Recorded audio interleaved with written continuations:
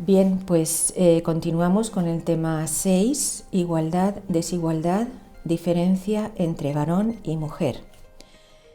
Bien, la verdad es que el tema de la mujer es un tema que ahora mismo está muy en el frente de la ola. Es un tema de muchísima actualidad y con mucha razón, ¿no? Porque es cierto que, aunque veíamos el otro día cómo en la antropología cristiana siempre se ha defendido la igualdad entre varón y mujer, aparece así en el Génesis, cuando Adán se sumerge en ese sueño misterioso a partir del cual aparece una humanidad dual, aparece un nuevo Adán varón y aparece un Eva, que es como un nuevo Adán hembra, ¿no? Es decir, alumbra una nueva humanidad configurada dualmente según varón-mujer, a pesar de que esa noticia es clara desde el inicio del mensaje, digamos, de la revelación del Dios trinitario, del Dios de Yahvé en el Antiguo Testamento, y a pesar de que en Cristo, en el Nuevo Testamento, también aparece una revalorización de la mujer por parte de la figura de Jesús impresionante, ¿no? No hay más que ver, por ejemplo, el pasaje de la samaritana, ¿no? Cuando Jesús está sentado en el pozo y aparece la samaritana que va a coger agua, ¿no? En primer lugar, nosotros normalmente no nos damos cuenta de esto, pero era chocante, ¿no? Era chocante que un judío se pusiera a hablar con una samaritana. Primero por la diferencia digamos, de proveniencia de pueblo, es decir, ahí había una especie de diferencia, ¿no? De manera que no había mucho diálogo, no había mucha relación, ¿no? Entre los samaritanos y los judíos, pero es que además era una mujer, ¿no? Con lo cual tampoco tenía sentido que el hombre se dignara a hablar con una mujer, ¿no? Y entonces es curioso como ella va a coger agua y es él el que le pide de beber, ¿no? Es un paso adelante hacia la realidad personal, en este caso configurada según mujer, en el que se revela pues todo ese amor tan solícito de Dios que busca a la persona siempre, ¿no? Y entonces, bueno, pues a pesar de que efectivamente en el cristianismo hay un reconocimiento de la igualdad, ¿no? También aparece en el texto de ya no hay partos y elamitas, ¿no? Ya somos todos hijos de Dios, tenemos todos la misma dignidad. Pues a pesar de todo eso, sí que es cierto que en la historia de Occidente, y yo creo que en la historia de toda la humanidad, pues excepto rarísimas excepciones, es cierto que se va configurando la sociedad poquito a poco pues al estilo del hombre, ¿no? Donde es el hombre el que va configurando pues los modos de vivir, ¿no? Las instituciones, ¿no? Las normas, ¿no? Y esto en Occidente ha pasado pues con mucha claridad, ¿no? En ese sentido, pues es cierto que la sociedad occidental pues ha sido una sociedad configurada al modo masculino, ¿no? Y es cierto que la mujer pues no ha sido reconocida en sus derechos de igualdad con el hombre como merecería haber sido reconocida desde el principio.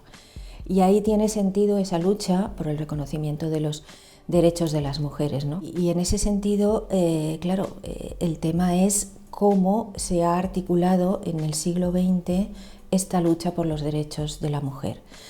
¿Por qué lo digo? Porque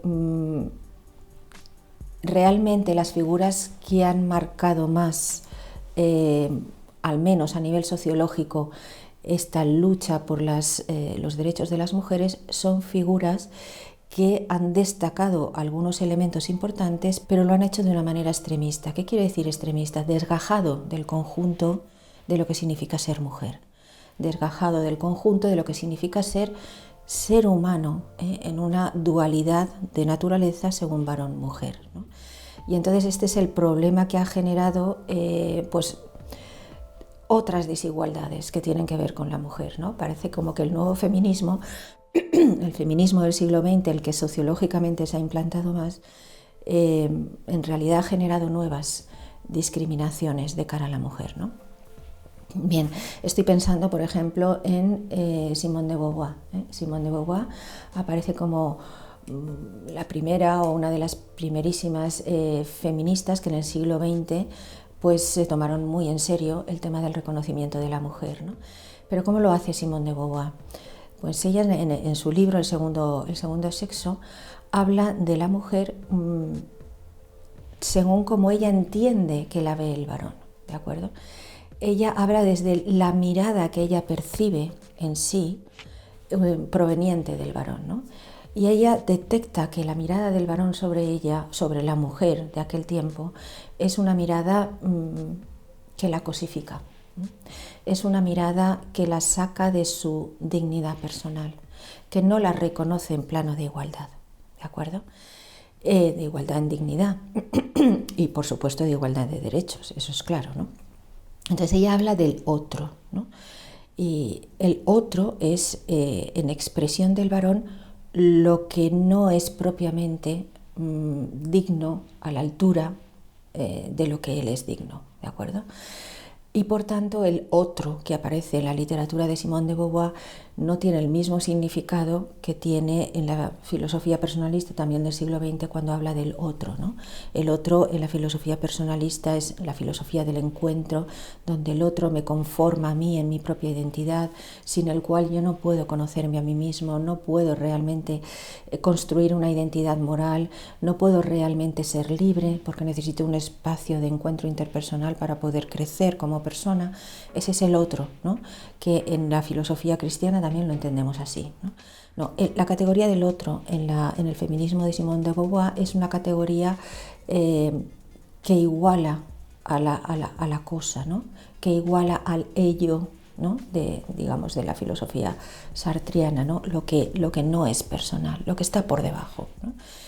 ¿Y por qué siente esto Simone de Beauvoir? Pues porque entiende que la cultura de su tiempo comprende a la mujer como un espacio, digamos, de paso del hombre, ¿no? El hombre pasa por la mujer, pero no para construirse a sí mismo en una esponsalidad con la mujer, sino que pasa de una manera cuasi utilitaria, ¿no? Es decir, para engendrar hijos, ¿no? Para conformar una sociedad, ¿no? Donde la familia aparece sobre todo como una institución política que preserva la estabilidad y que preserva la generación, ¿de acuerdo? Entonces la mujer es como rehén de su propio cuerpo, porque es rehén del varón que pasa por ella para conseguir estos objetivos que son más bien de corte generacional, de corte político, de corte sociológico, ¿de acuerdo? Pero ella nota como que no está reconocida en su verdadera identidad de mujer, ¿no? Y quizás sociológicamente, pues esto era así, esto era bastante así, ¿no? Y por tanto era necesario reivindicar el papel verdaderamente interpersonal que la mujer tiene respecto del varón y no tanto simplemente un papel sociológico. Pero ¿qué sucede? Que en la medida en que puso el acento tanto ahí, pues claro, tendió a desmarcarse de conceptos que en su origen tuvieron su sentido, pero que se habían desvirtuado. Por ejemplo, el concepto de género, ¿no? Y entonces dice, sí, el hombre y la mujer son sexuados, pero el género es una construcción política, es una construcción histórica. No obedece propiamente a la naturaleza sexuada, en concreto de la mujer, ¿no? La pregunta, ella dice, estamos en unos tiempos, se ve que ya había ebullición en este sentido, ella dice, estamos en unos tiempos en los que dicen que la feminidad está en peligro, ¿no? Como que tenemos que volver a recuperar el sentido de la feminidad. Y yo me pregunto, ¿existe realmente la feminidad? Y yo me pregunto, ¿eso que dicen de lo eterno femenino realmente existe? Eso es una categoría que responde a la naturaleza sexuada de la mujer, o más bien es una construcción política y cultural favorecida por el hombre, ¿no? Desde la mentalidad del hombre, que pone a la mujer en un lugar determinado para su utilidad, ¿no? Para su, digamos, disposición, ¿no? Entonces ella cuestiona el término género, ¿no? Y dice que el género es más bien una construcción cultural que debe ser superada. ¿Por qué? Porque nace de una mirada utilitarista del varón respecto de la mujer. Claro, visto así, podríamos decir Simone de Beauvoir tiene razón, Pero claro, el problema es, tenemos que superar la visión de género, tenemos que superar digamos, cualquier rol social de la mujer, o tenemos que reformular el género con el que Simone de Beauvoir se encontró en el siglo XX. Quizás lo que deberíamos hacer es hacer una reinterpretación desde el verdadero reconocimiento de la naturaleza sexuada de la mujer, de la feminidad de la mujer, que no tiene simplemente que ver con el cuerpo, sino que la constituye en toda su identidad y que tiene algo que aportar necesariamente a la sociedad para que sea verdaderamente humana, ¿no? Esto es lo que Simone de Beauvoir no hace, sino que se queda más bien en la crítica al género para superar cualquier consideración del género femenino que esté ligado a la maternidad, que esté ligado a la esponsalidad, que esté ligado porque ella tiene una visión de todo ello peyorativa. ¿De acuerdo? Ella clama por una verdadera esponsalidad en la que la mujer y el varón sean compañeros, sean amigos, ¿sí? Pero es algo por lo que ella está clamando, un poco como diciendo, no sé si esto se va a producir alguna vez, ¿no? Porque habría que destruir muchas cosas antes para que realmente el hombre comprendiera que la mujer es una compañera de viaje y no simplemente un elemento antropológico de camino, de vía, ¿no? Para tener hijos, ¿no? Para tener una estabilidad social, ¿no? Para tener un puesto en la sociedad, ¿no? Etc. Hay otro personaje muy importante en el siglo XX que es Judith Butler. Posterior a Beauvoir, lo que hace es radicalizar un poquito más la perspectiva de deconstrucción que había adoptado Simone de Beauvoir.